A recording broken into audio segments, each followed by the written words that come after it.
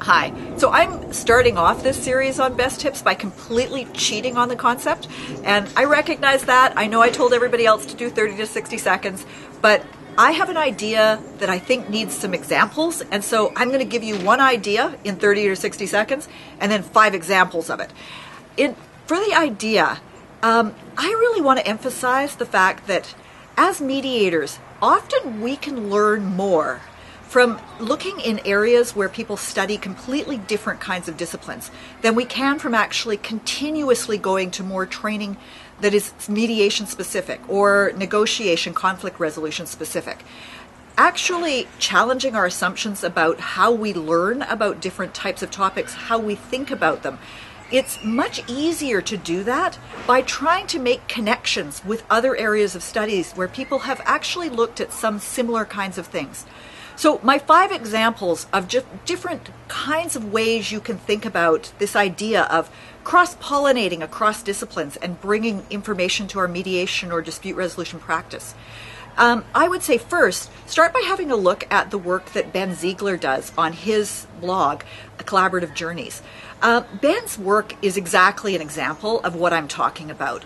Ben is really widely read, and he tends to pull really fascinating combinations together and make really direct applications between, say, Chris Hadfield's autobiography and what you can actually learn for conflict resolution. So check out Ben and have a look at the kind of stuff he does, and it'll inspire you. I know many of his ideas are fantastic, but he'll also teach you how you might go about doing the same kind of thing.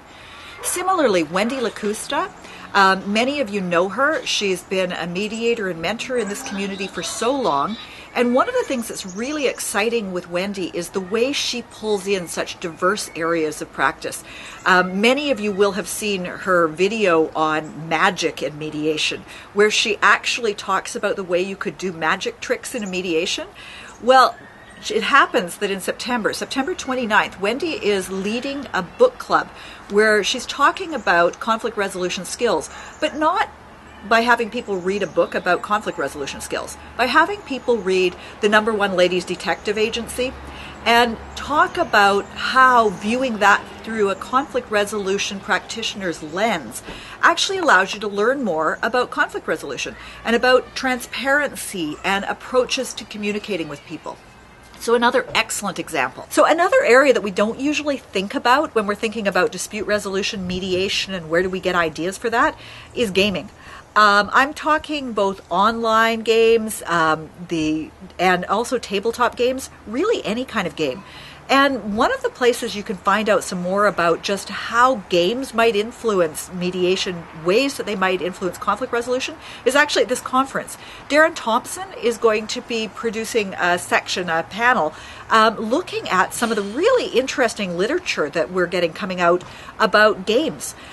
There's some interesting discoveries, like Jane McGonigal, for instance, has done a lot of research on games and has come up with some really counterintuitive conclusions. For instance, Call of Duty. You wouldn't assume that playing Call of Duty, even if you have people in the same room, would actually increase empathy, but it does, apparently. And Darren is going to take some time to talk about those kind of research findings and how they might play into different types of dispute resolution.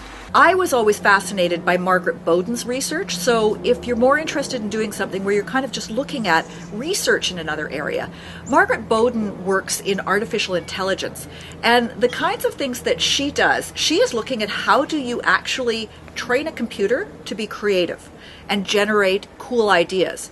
I find that the work she's done, particularly in combinational creativity, is incredibly applicable to what you're doing when you're trying to generate ideas in a room. And it is just a matter of combining completely different outlying concepts together that you don't necessarily put into combination. But go and have a look at Margaret Bowden's work. She has some really nice short pieces, including one that was aimed at lawyers that talks about how one actually uses creativity and tracking it from that notion of how do you actually program creativity. The last one I want to talk about is something that's, again, it's a little bit out there, I admit. Some of you have heard me talk about applied improvisation as a skill set that is really useful for training things like spontaneity in the room. It's great for rapport building. It's great for a number of different approaches. But a person who is doing something very different in applied improv that some of you may be interested in is Bubba Brinkman.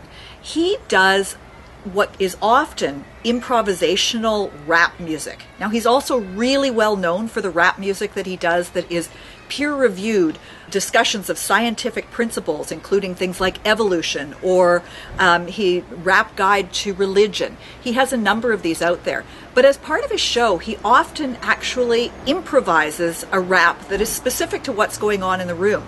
And it's that particular process of improvisation that's fascinating. This summer at the Edinburgh Fringe, he's been working with his wife, Heather Berlin, who is a neuroscientist. And they're doing a show, and you can see the video of it, which I think is great, a video of some piece of it, where he does some improvised rap, and she analyzes what's going on in the brain as he's actually doing it. So what's the neuroscience behind some of those kinds of mindsets that we actually need to get in the mediation room? So yes, there's lots of fantastic work on neuroscience generally, but this is a really interesting applied neuroscience to a mindset that I think we do need to maintain as a mediator or to be really in the moment as a dispute resolution practitioner. So there you go. There's my 5 examples. As I said, it can be really wide-ranging, and I would encourage you to think about anything that you're interested in that isn't directly dispute resolution, that isn't about mediation, and think about, can you make an application? Anything. I'm going to give you my last example. I'm cheating one more in. I was at a conference where we were talking about, could you create an impasse resolution tool simply using combinational creativity? And the prompt we used was zombies. We had a dozen fantastic ideas of how to use zombies as an impasse breaking tool in a mediation. If you can use zombies, you can use anything.